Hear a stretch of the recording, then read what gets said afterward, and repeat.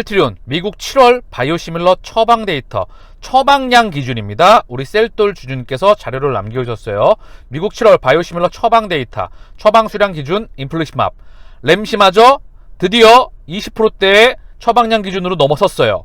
레미케이드가 68.7% 약 70%인데 이 말이 의미하는 바는 미국 시장에서 램시마가 성장할 수 있는 파이가 아직 확실히 많이 남아있다. 보험사, 사보험사의 큰 메이저에 등록이 다 되고 있고, 그리고 이제 특허 이 부분에서도 분쟁이 마무리되어 가고 있기 때문에 결국 램시마는 성장할 수밖에 없다. 결국 고로 미국 시장의 바이오시밀러는 본격적으로 성장하는 시기에 있죠. 제가 이 자료 한 장이 의미하는 바가 참 큰 것 같거든요. 왜냐하면 자 먼저 다시 끝까지 보고 말씀을 드릴게요. 리툭산 트룩시마가 24.5% 1.5% 상승했는데요. 오리지나는 44.4%. 중요한 건 트룩시마도 성장할 가치가 남아있다는 거죠. 그리고 허즈마는 미국 시장에서 조금 힘들어 보이긴 해요. 허나 1.5%를 달성을 했다. 미국 시장을 제외하고 일본에서 오리지널을 제꼈고 브라질, 전 세계에서 확장을 하고 있죠. 제가 의미하고 싶은 말이 뭐냐 하면 미국 시장에서 본격적으로 바이오시밀러가 확대될 수 있는 모든 분위기가 형성돼 가고 있다는 거죠. 미국 시장의 바이오시밀러가 가장 느렸어요. 그 이유가 오리지널 빅팜들과 사보험사 간의 연결 고리가 있었죠. 그래서 이 고리를 부시는데 시간이 먼저 걸렸고, 또 하나가 미국이 재정을 엄청나게 풀었죠. 코로나 이후 사태에 재정이 적자가 날 수밖에 없어요. 그래서 유효성은 동등하면서 가격 경쟁력이 뛰어난 바이오시밀러를 안 쓸 이유가 없겠죠. 비단 미국뿐만이겠습니까? 일본, 중국, 유럽, 전 세계 모든 국가가 바이오시밀러를 쓸 수밖에 없다는 거죠. 그래서 이제 미국 시장에서 이 말씀 꼭 드리고 갈게요. 인지를 다시 한번 하고 가자고요. 우리가 기존 산마, 램시마, 허즈마, 트룩시마를 가지고 우리가 항체 바이오시밀러 이 주력 세 가지 제품을 가지고 성장해 왔는데, 이제 이 말씀 꼭 드릴게요. 전 세계 바이오약품 시장 케미칼 1200조, 바이오약품 시장 600조입니다. 이 중 안티바디, 항체 바이오약품 시장이 250조예요. 우리가 커버했던 시장은 고작 1%도 안 됐습니다. 그런데 이제 세 가지 제품을 가지고 1%를 만들었어요, 우리가. 그쵸? 근데 이제 램시마, SC, 레키노라, 유플라이마가 본격적으로 출시를 하죠. 제품 3개가 추가가 되며 18개 파이프라인이 있으며 25개의 파이프라인이 있으며 18개 바이오시밀러, 현재, 미래 다 있습니다. 결국 우리 본업의 경쟁력은 이제 시작이라고 볼 수가 있겠죠. 그래서 주가가 단기적으로 큰 그림에서 보면 굉장히 조금 답답할 수도 있고 흔들릴 수도 있고 지루할 수도 있어요. 그리고 상당히 우리는 보통 한 2, 3년 박스권, 길게는 4년까지 박스권, 그 다음 거래량 돈반되면서 빵 치죠? 우리 역사가 그래요. 한 2, 3년, 길게는 4년까지 박스권, 거래량 동반 빵, 다시 2, 3년 빵, 이런 식이죠. 자, 그러면 3, 4년 박스권 거렸죠? 이제 터질 때가 됐다는 거죠. 전고점 40만원 부근 근처 2000 코스피 상장하고 오버슈팅 나왔을 때 포함해서 이제 터질 때가 됐다. 물론 시간의 차이가 발생하겠지만 이제 우리는 안티바디, 항체 바이오 의약품 시장 고작 전세계 250조 안티바디 항체 의약품 시장 중에서 1.8조를 커버했다. 전세계 200여가 국가, 그중 인도, 남미, 중동, 유럽 모든 선진국을 제외하고도 대부분의 국가가 고령화로 가고 있다. 바이오 의약품의 처방량은 확대가 될 수밖에 없다는 거죠. 지난번에도 같이 한번 자료를 봤는데 같이 한번 보고 가시면 셀트리온 시밀러 이머징 마켓 매출 3배가 늘어났다는 거고요. 수익이 다각화된다는 거죠. 뭐든지 마찬가지예요. 제품 매출액도 회사의 매출액도 쏠려 있으면 안 돼요. 국가의 산업도 한 기간 산업에 쏠려 있으면 안 되죠. 쏠리는 건 무조건 좋지 않습니다. 그런데 우리 셀트리온은 선진국만 쏠려 있는 게 아니라 이머징도 확대가 되고 제품도 꾸준히 항체 바이오시밀러 본업에서도 꾸준히 확대가 가능하며 이제 신약에 대한 플랫폼까지 확장이 가능하다. 우리가 장기 투자해야 되는 본질적인 그 이유가 된다는 거죠. 그쵸? 셀트리온 9월에서 10월 레키노라 유럽 승인 가능성 커져. 키움증권에서 이야기가 나왔고요. 최근에 KTB, 신한 각가지 증권사에서 이야기가 나오고 있죠. 그 말은 대세는 막는다고, 가린다고 막을 수 있는 게 아니죠. 미국과 유럽이 세상을 지배하고 있죠. 유럽에서 승인이 떨어지고 미국의 승인이 떨어지면 다른 국가들은 확장되어 나갈 수밖에 없겠죠. 우리가 그렇게 기다리던 수출 소식 시차를 두고 반드시 들려오리라 생각을 합니다. 그 규모, 성장 폭에 의해서 주가도 같이 실적과 성장 폭이 같이 반영될 수 있으리라 기대해 보고요. 결국 대세는 잔파도는 막는다고 우리의 펀더멘탈을 숨길 수가 없겠죠. 파우치, 미국 병원 의사들에게 항체 치료제의 활용도를 높여라 라고 촉구한다는 그런 기사가 나왔습니다. 기사 내용을 요약해보면 경증 환자의 중증 악화율을 막아서 입원을 감소시킨다. 항체 치료제의 첫 번째 중요한 역할이죠. 기존 감염자 접촉한 사람들에게 예방치료 효과도 있다. 명확하게 항체 치료제에 대한 역할을 언급을 하고 있어요. 이에 대해 백악관에서도 지금 중요한 메시지가 나왔던 것 같아요. 이 부분이고요. 여기에 대해서 제가 번역기로 돌려봤거든요. 그래서 처음부터 끝까지 한번 봐야 될 것 같아요. 지난 금요일 CDC, 그쵸? 파우치 수장이 있는데죠. 질병예방통제센터 무려 15만 7천 명의 새로운 코비드19 사례를 보고했습니다. 7일 평균 하루 13만 7천 건입니다. 엄청나죠? 하루 13만 7천 건. 이는 7일 평균보다 거의 12% 증가한 수치이다. 7일 평균 입원 환자는 11,000명, 입원 환자만 11,000명이에요. 지금 7일 평균 하루는 13만 7천 건이고요. 그래서 7일 평균 1일 사망자도 무려 739명이라고 합니다. 그쵸? 이 정도면 거의 미국에선 재앙이라고 할 수 있겠죠. 아직도 중요하게도 7월 1일 이후로 우리는 코비드 환자를 치료하기 위해 50만 개 이상의 생명을 구하는 치료제를 출하했습니다. 무려 50만 개입니다. 이는 입원을 예방하고 생명을 구하는 치료제 50만 개입니다. 그래서 제가 언급 드리는 부분이에요. 미국도 자체적으로 본인의 자국가의 수요를 감당하기 힘들 수 있다. 고로 언제든지 미국 승인이 나오면 유럽과 동시에 수출이나 이런 부분들에 대한 소식이 들려오리라 생각합니다. 우리는 이러한 치료법의 사용을 계속해서 가속화하고 있습니다. 사실 8월 첫 2주 동안 우리는 6월 한 달 동안 8월 첫 2주 동안 그리고 우리는 6월 한 달 동안 주에 배송한 치료제의 양의 10배 이상을 배송했습니다. 번역이라서 약간 차이점이 있을 수 있는데요. 6월 한 달 동안 이거보다 8월 첫 2주 동안 치료제 양의 10배 이상을 배송했다. 그러니까 결국 지금 많은 양의 항체 치료제가 배송되고 있다는 그런 부분을 언급하고 있는 것 같아요. 파우치 박사. 이 코비드 질병의 치료 및 예방을 위한 다닐크론 항체의 사용입니다. 이에 관해 잘 모르는 사람들을 위해 항체 치료제에 대한 역할을 지금 밑에 나와 있고요. 쭉 나와 있는 거고요. 여기 밑에 보면 또 중요하게 체크할 사항이 있어요. 다닐크론 항체는 긴급 사용 승인은 지금 성인과 체중이 만 12세 이상의 어린이를 위한 것. 여기 보면 12세 이상이라고 나와 있죠.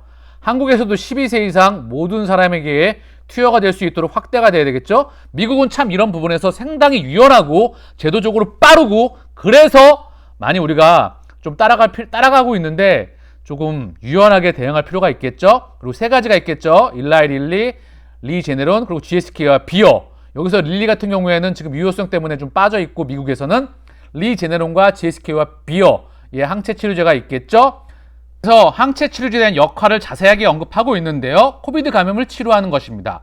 이와 관련하여 임상에서 다닐크론 항체를 조기에 투여를 하면 코비드의 입원 또는 사망 위험을 70에서 85% 줄일 수 있음이 입증되었습니다. 이것은 감염 초기에 이루어져야 하며 물론 환자가 입원할 만큼 아플 때까지 기다리지 않는다는 점을 강조하는 것이 중요합니다. 우리 한국의 생활치료센터와 너무나 180도 다른 부분을 언급하고 있죠. 한국은 병세가 심해지면 지금 병원으로 이송하잖아요. 이 말도 안 되는. 어쨌든 계속 언급을 하면 그때 최고의 효과를 얻을 수 있습니다. 그래서 천은민 교수님께서도 늘 언급을 하죠. 주사센터를 따로 만들거나 생활치료센터에 입소하기 전에 항체치료제를 투여하고 생활치료센터에 입소하거나 또는 자가치료, 항체치료제를 투여받고 자가격리해서 치료를 받는다. 이게 명확한 방법일 수가 있겠죠. 어쨌든 미국은 이렇게 탁월한 제도를 지금 도입하고 있고 항체치료제의 본연의 역할일 수가 있겠죠. 그리고 충분히 활용되지 않은 개입이기 때문에 의사와 잠재적 환자를 포함하는 사람들이 조기 감염을 치료하는 이 매우 효과적인 방법의 이점을 깨닫기를 바랍니다. 그리고 파우치 박사가 역설을 하고 있다는 거죠. 미국 의사들에게. 그래서 자, 이런 요법은 미국 FDA 및 NIH, 미국 국립보건의료원의 치료 지침의 목록입니다. 미국 FDA, 미국의 식약처죠. 미국 보건당국과 미국 국립보건의료원의 치료 지침의 목록이다. 미국은 이렇게 정말 탁월한 방법으로 진행하고 있다는 부분입니다. 한국도 빠른 시간 안에 경증에게 투여될 수 있기를 기다리겠습니다. 또 한 가지 또 단일 크론 항체를 사용하여 예방할 수 있다는 이점도 있습니다. 예방 효과까지 지금 인정을 한다는 부분이죠. 한국과는 참 많은 차이점이 있어요. 그쵸? 항체 치료제에 대한 예방성까지 언급을 하고 있고요. 지금도 시그널 데이터를 보죠. 현재 노출 전 예방에 대한 연구와 치료에 대한 연구도 있습니다. 그리고 코비드에 대한 매우 효과적인 개입입니다. 활용도가 낮으므로 최대한 활용하는 것이 좋다라고 미국 백악관에서 그리고 파우치 소장이 더불어서 미국 모든 의사들에게 언급을 하고 있다는 부분이죠. 미국의 항체 치료제에 대한 확대, 고로 항체 치료제는 반드시 지금 시대의 흐름이라는 거죠. 고로 우리가 유럽과 미국에 대한 승인과 수출 소식을 차분하게 기다려 보자고요. 확진자 현황을 좀 보고 올까요? 지금 한국에서도 2,155명이에요. 역대 두 번째인지 역대 최대치를 경신할 것 같기도 하고 2,155명. 사망자가 또한 안타깝게 9명이 나왔다는 소식이고요. 세계 현황을 보더라도 미국이 무려 다시 13만 8천 명 가까이 나왔죠. 어마무시한 숫자라는 겁니다. 그래서 코로나는 결국 인류와 같이 위드 코로나 글로벌이라는 거죠. 그래서 치료제의 시대가 반드시 열리고 있고 미국과 일본에서 전 세계를 상대로 분명히 치료제의 시대가 열리기니까 차분하게 기다리고요. 인도가 2만 5천 명, 브라질 3만 명, 러시아 2만 8천 명, 영국 3만 명, 프랑스 2만 4천 명, 터키 1만 9천 명. 결국 확진자가 지속적으로 계속 나올 수밖에 없죠. 백신에 대한 끊임없는 세 가지 감염 경로에 대해서 왜 엔데믹으로 풍토병으로 갈 수밖에 없는지 끊임없이 수십 번 언급을 드렸죠. 치료제의 시간을 반드시 우리가 차분하게 기다려볼 수 있도록 하고요. 자, 계속 언급을 좀 드리면 이렇게 확진자가 한국에서도 많이 나오니까 위중증 환자가 이틀 연속 최다라는 소식입니다. 항체 치료제가 빨리 생활치료센터에서 빠른 시간에 투여해야 되겠죠. 치료제를 개발한 국가가 치료제 주권을 갖고 있는 국가인데 안타까운 소식이라는 거죠. 병이 확대가 돼서 위중증으로 가게 되면 아마 이게 후유증이 날 확률이 너무 높잖아요. 그쵸? 이대로면 병상이 부족 불가피하다. 방금 백악관에서도 언급을 했죠. 조기에 좀 투여를 하십시오. 네. 신규 확진 2,155명, 확진자 10명 중 9명이 델타 변이 환이, 그쵸? 전문가 의료체계 마비, 가능성 대비를 하라고 하는데 항상 의료에 대한 시스템, 항상 병원은 베드를 확보하려고 하면 조기에 항체 치료제를 투여해서 잡을 필요가 있겠죠. 중증 환자용 병상이 한계 상황에 이르렀다. 대전, 세종, 충남은 한 개뿐이고 준중환자 병상 경북, 인천 0개, 전남 1개라는 소식이죠.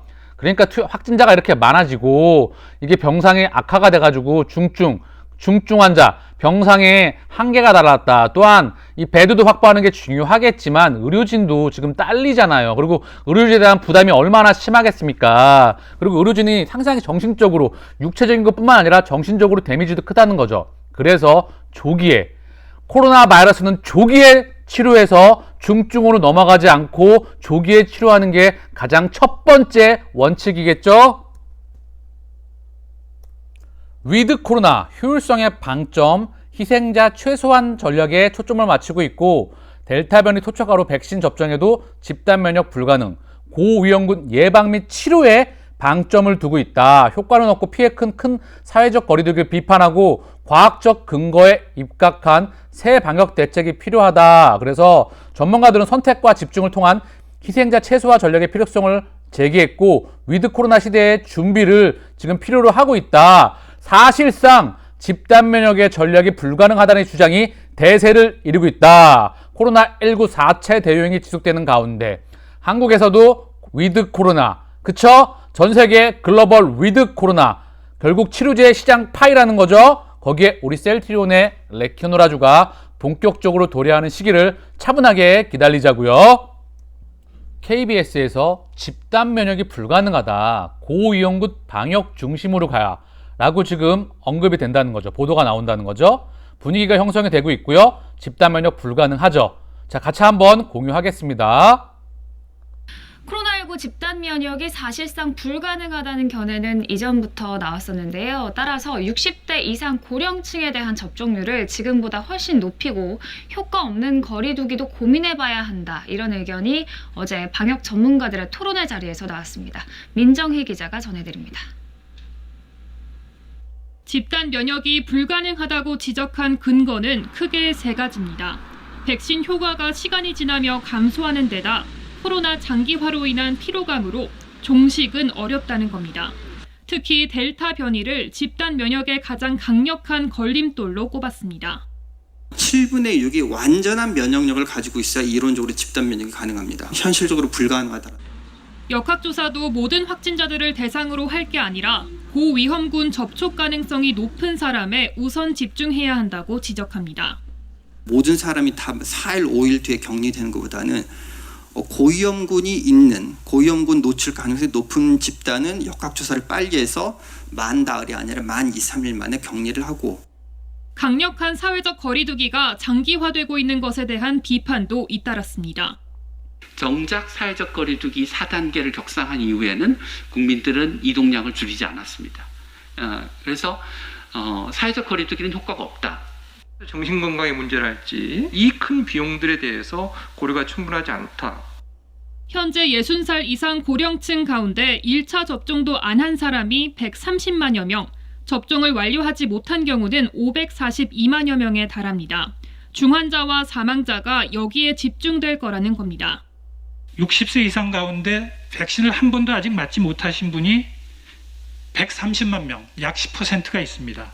입원이나 중환자실로 갈 수 있는 위험에 노출돼 있고 이에 대해 방역당국은 전 국민의 70% 정도가 1차 접종을 마치는 시점이 환자가 감소세로 전환될 수 있는 계기가 될 거라고 진단했습니다. KBS 뉴스 민정입니다. 이스라엘에서 백신 접종률, 2차 접종률 70%가 넘었는데 하루 확진자가 8,000명 이상이 쏟아지고 있죠. 그쵸? 백신 부스팅 이야기와 함께 결국 많은 것을 의미하리라 생각을 합니다. 백신을 접종받으면 경증에서 중증으로 가는 것을 예방한다. 항체 치료제, 후천성 면역을 담당하는 게 핵심이겠죠? 코로나 감염은 선천성 면역, 상당히 많이 언급을 제가 지금도 계속 드리고 있습니다. 고로 위드 코로나에 대한 준비를 전 세계가 하고 있다.